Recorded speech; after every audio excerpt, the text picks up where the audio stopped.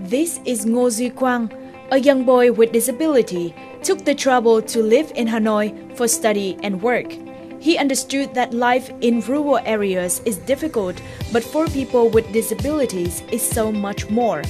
Upon graduating secondary school, he moved to Hanoi to join vocational training on graphic design.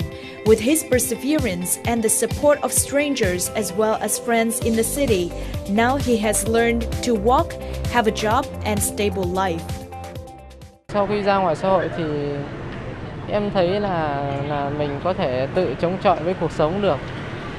Mình ở nhà thì được sự chăm lo của ba mẹ thì mình biết là sẽ không được lâu dài. Thì sau này mình vẫn phải tự mình chăm lo cho bản thân mình.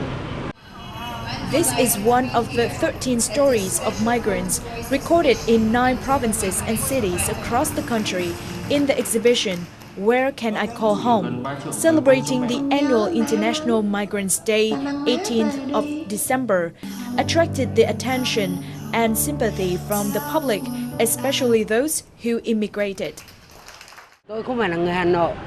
Tôi xuất thân từ một thanh niên trung phong từ Điện Biên Phủ về.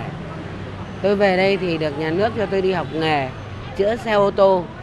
Đầu tiên thì tôi sống Hà Nội rất là bỡ ngỡ, nhưng sau dần dần thì qua thời gian công tác thì nó cũng quen.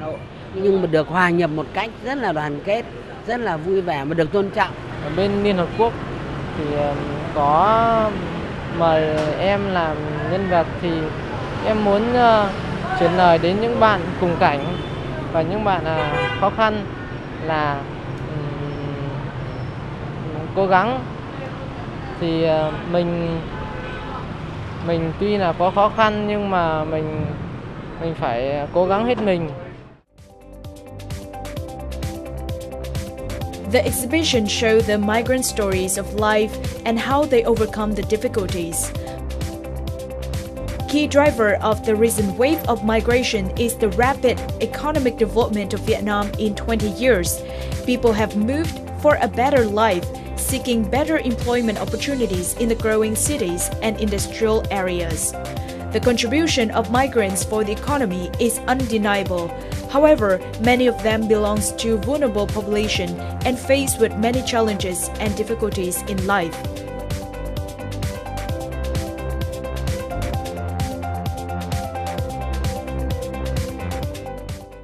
Ladies and gentlemen, welcome to Shrine Vietnam on VTC10 at Viet. On the special episode celebrating the International Migrants' Day, we want to delegate stories about the life of migrants people in Vietnam through the talks with the representative from UNFPA, Ms. Astrid Band. Thank you, Ms. Astrid Band, for joining our program today. Recently, UNFPA, in collaborations with the General Statistics Office, has organized an exhibition called Where I Call Home.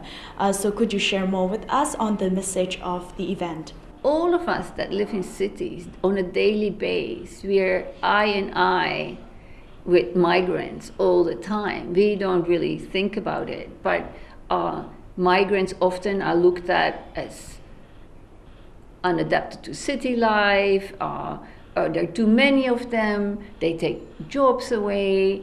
But really, these are the people that do jobs that not many people want to do, and they work very hard. They bring very positive things, but the stigma is still attached, even to the way they talk or the way they dress, and we don't appreciate these people enough. I think it's interesting to know that being a migrant in some cities is easier than being a migrant in another city or smaller city. So the message one was the diversity of situations, and the other one was the personal sacrifice and drive, and the number of people involved in a migration, like the whole family changes, and we wanted to picture that.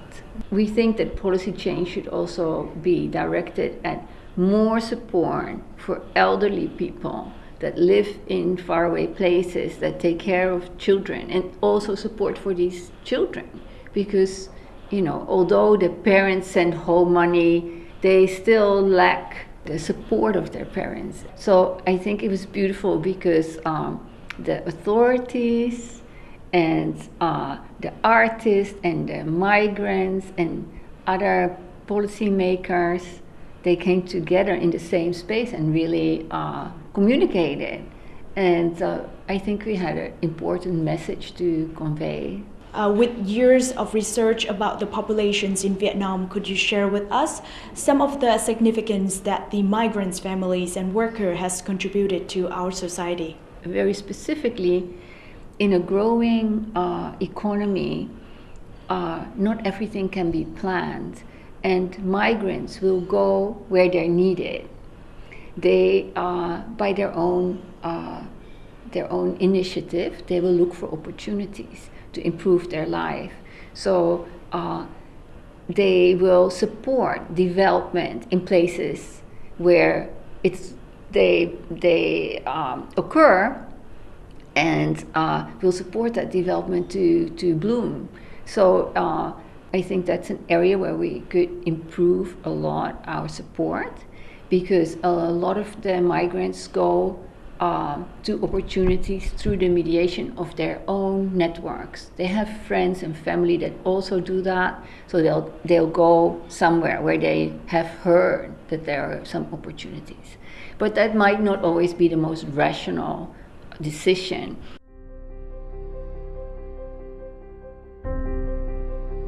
Within 5 years, there are about 12.4 million people, accounting for about 14% of Vietnam's population are domestic migrants. According to the latest study by the General Statistics Office, among all the difficulties facing migrants, housing is most mentioned. Up to 42.6% migrants said they have troubled on accommodation. Migrants often receive help from family, relatives, and friends instead of the local government, agencies, and groups in their destinations. Ví dụ như là chúng tôi không có nhà ở đây, phải ở nhà tập thể chẳng hạn. Thế chồng tôi thì cũng là sinh viên đại học giao thông, cũng từ Điện Biên về. Cho nên là khi mà có công an Việt Nam rồi sinh các cháu, cuộc sống nó cũng phải là cùng với mọi người là cũng độc thì cũng khó khăn. Cũng phải mất độ 5 năm thì mới có thể là hòa nhập được. To tackle these problems, the authorities of Ho Chi Minh City, where more than 1/3 of the population are immigrants, contributing sustainably 30% of the city's GDP, has built many support models towards ensuring the rights and empower this vulnerable population of migrant people. Providing hands-on support for migrant workers is a typical program by the Vocational Training and Job Placement Center under the Ho Chi Minh Communist Youth League in Ho Chi Minh City, deployed since the beginning of 2016.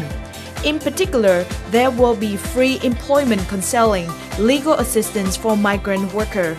All the Youth and Workers Assistance Center, Ho Chi Minh City, also held many activities to help migrant workers. Thì cho đến hiện nay là thành lập được 8 năm, thì trung tâm đã có rất là nhiều hoạt động cho các bạn về vui chơi giải trí, như là tổ chức các cái hội thao, các cái hội thi tiếng hát, các cái sân chơi. Bên cạnh đó thì về đời sống vật chất thì tổ chức các cái chương trình lễ cưới miễn phí cho các bạn, các cái chương trình thăm và tặng quà cho các bạn, và đặc biệt như năm nay có cái hoạt động đấy là trao tặng căn phòng mơ ước miễn phí 1 năm tiền nhà trọ cho các bạn. Hai vợ chồng em có căn phòng mới cũng cảm thấy rất là vui, và một số tiền thuê phòng dư em gửi về cho hai bên gia đình. With the income of less than 6 million Vietnam dong per month that this couple earned, paying for a 1 million Vietnam dong room is also a burden. With Dream Home, the burden is somewhat alleviated. Housing is just one of the numerous difficulties that immigrants faced when arriving at a new place. Enabling policies, besides the help of the society, are extremely important for immigrants to integrate better, contribute more effectively and actively into the development of the country. We know that migrant peoples and their families face with a lot of challenges in their life, namely housings or social securities or education. Do you think the challenges are mostly from these general social perceptions, or is it in policies? There's still a gap around this whole issue of registration that is a obvious deterrent, an obstacle to get people to get access to their rights. Rights to services, any rights, should be portable. It has improved, but people are still excluded from public education services for their children or public health access because they have temporary status. So one of the reasons why migrants might not have access to houses is they just arrived and they building up their capital, and it will take a while. But there's some deeper reasons, like the cities receive resources on the basis of their population that is registered as permanent citizens. And newcomers are not taken into account. They would have to plan on like a growing population of migrants year after year, but they don't. They don't do that enough.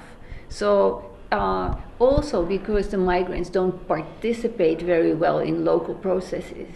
So I think there's a lot to be done in terms of absorbing newcomers and really give them all the options that other citizens also have.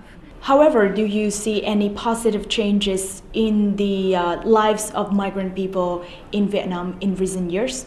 There are improvements, but you have to take into account that this is a process that has no end, because cities are going to grow, and not just Ho Chi Minh City, Da Nang, and Hanoi, but also mid-sized cities are going to grow. So we need to be vigilant and keep in touch with the migration processes. And what are the support that UNFPA provided for Vietnam in order to create a more enabling environment, more supporting environment for the Vietnamese migrants? It's not a specific program. It's like you have to have a very global view on migration. Now what we're going to do in this year is, with the partners, look at what are the areas of specific interest that we need to dig in deeper. We have to plan a permanent mechanism to make sure that cities are equipped to keep on growing. And what happens to these towns that are sort of drained of their most talented, most the potential leaders of these towns. So it's not just having good policies for the cities, but also having really good policies for the base of where they come from. Thank you so much, Ms. Astrid Ban, for your sharing today. And I hope that together with the support of UNFPA and international organizations, the migrants' family in Vietnam and the migrant population in general will receive a lot of support and generally gain a lot of benefits from migrations. That's the end of our program today. Thank you so much for watching us. Hopefully from the show a lot of you can relate to the lives of the migrant people, and in order to create an equal environment, equal chance for those who have traveled a long way from their homes in order to make a better life. Any questions and recommendations, please email to shrangvietnam@netvittv.net. Thank you and see you again.